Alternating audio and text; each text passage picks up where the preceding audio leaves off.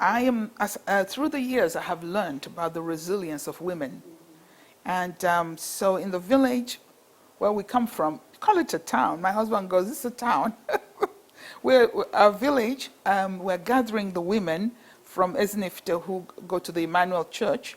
And we're going to empower these women, 3 categories of women who would do trading. They're petty traders, some who will be doing gardening. We will empower them with biotechnology, teach them to do biofertilizers, and use that in growing ugu, okra, and then buy it from them and give to the hotels in nearby cities like Oka. And then the third group will be those who learn skills, like they would learn how to sew, how to bake special pastries. And so all of that is in the plans, and we plan to launch in the coming December. So if anyone is really interested, the Godly Seeds is engineering. This is the Godly Seeds Foundation, which I started last year. And just in this visit also, I went to Enugu, and I went around the street of the market called Obete. I'd never been there, but I had a passion. So I spoke to every barrow pusher that I met, and I said, come and rest, and I'll pay you your day's wages. They couldn't believe it. But when they eventually started, they called their friends, and you could see I have pictures of their barrows packed.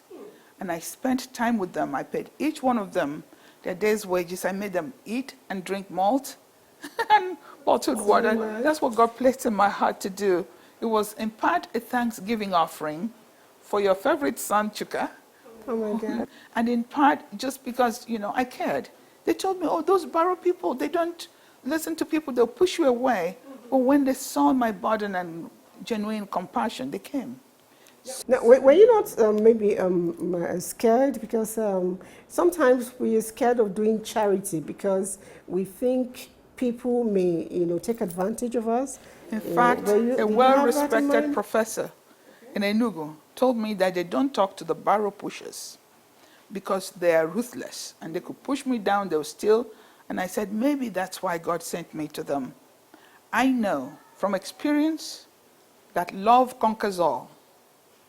They saw authentic love in my eyes. Some of them were actually, get out of the way, I have to go. So when they looked at me again, they collaborated. I have a list of the names, and I'm hoping to get many of them trained in skills. So I went to the Godfrey Okoye University to ask if they had vocational training center. And my friends, I have 2 friends who have volunteered to help me sponsor at least 10 to go there and learn actually handwork.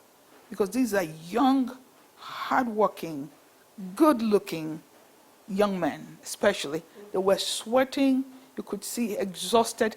When I brought out the cold water and bottled water, they said, let's give them, what do you call it now? Pure water. I said, no, pure water. And I said, no, they're getting bottled water and malt. They were so shocked when I served them those, and then they gave them chicken and rice.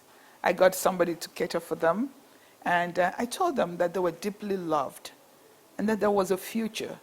And that what brought me was, in part, their resilience, their hard work. I told them God cares, even if no one hears.